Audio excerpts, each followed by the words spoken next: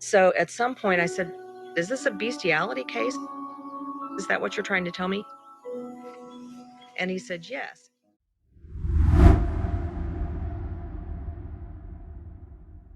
The Enumclaw horse sex case was a series of incidents in 2005 which centered around two men living in the Gig Harbor, Washington area, Kenneth D. Pinion, an engineer at Boeing, and James Michael Tate, a truck driver. Oddly enough, in the 1970s, 35 years before this story came out, bureaucracy around certain sex laws created loopholes in certain American states. Because of that, on July 1, 1976, bestiality became legal in Washington state, if you can believe that.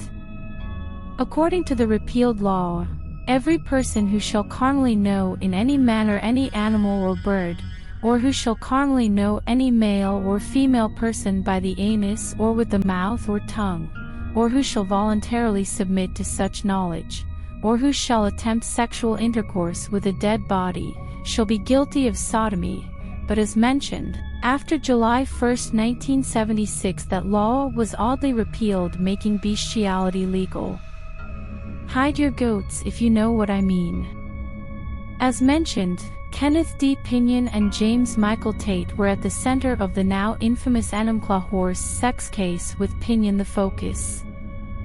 Kenneth Pinion had worked for Boeing for 8 years. He had previously been married to a woman and had children with her. He had moved from Seattle to Oak Harbor, Washington.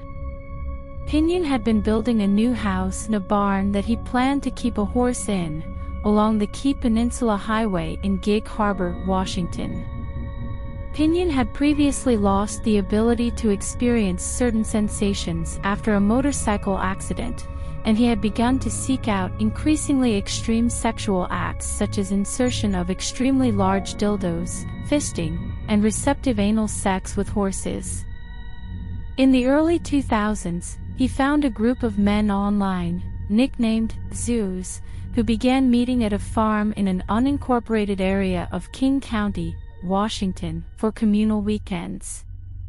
The group filmed one another being anally penetrated by horses and sometimes engaged in sex with each other afterwards, which was also filmed, and posted the videos online.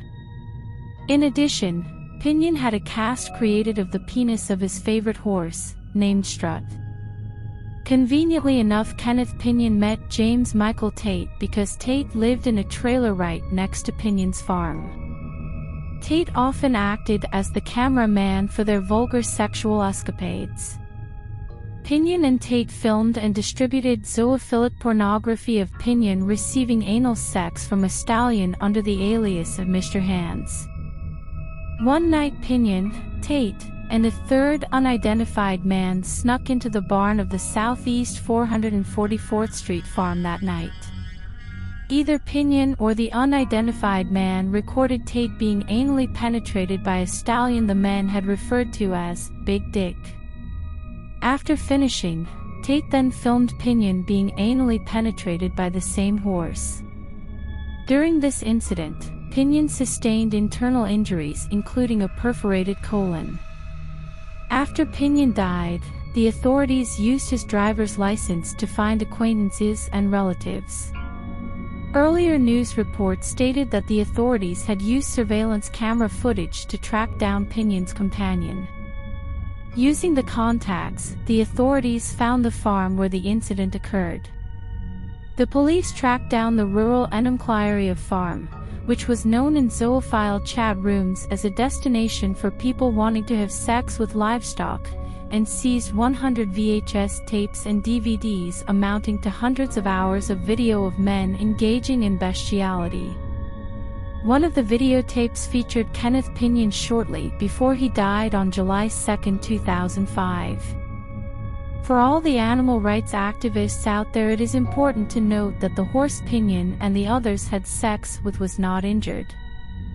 It was only after Pinion died, when law enforcement looked for one way to punish his associates, that the legality of bestiality in Washington state became an issue, the prosecutor's office wanted to charge Tate with animal abuse, but the police found no evidence of abused animals on the many videotapes they collected from his home.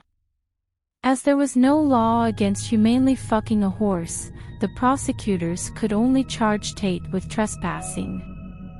The videographer in the case, 54-year-old James Michael Tate, was charged with criminal trespass in the first degree. On November 29, 2005, Tate entered an Alford plea, a form of guilty plea in which the accused maintains that they are factually innocent but acknowledges that the evidence would likely lead to conviction and thus accept being convicted. Judge David Christie gave him a suspended 1-year sentence, a $300 fine, 1 day of community service, and ordered Tate never to visit the farm again. After Kenneth Pignon's death, a video circulated on the internet of Pignon engaging in receptive anal intercourse with a horse. The video was nicknamed Mr. Hands, or Two Guys One Horse. The video, intended originally to sexually gratify the viewer, became one of the internet's first viral reaction videos and was featured in the documentary Zoo. The aftermath of the Enumclaw horse sex case lasted long after it was over. The residents of Enumclaw were shocked and angered by the event. In 2015, 10 years after the incident, Enumclaw residents were still unwilling to acknowledge what had happened. It is safe to say the small quaint community of Enumclaw, Washington will be marred by this case for years to come.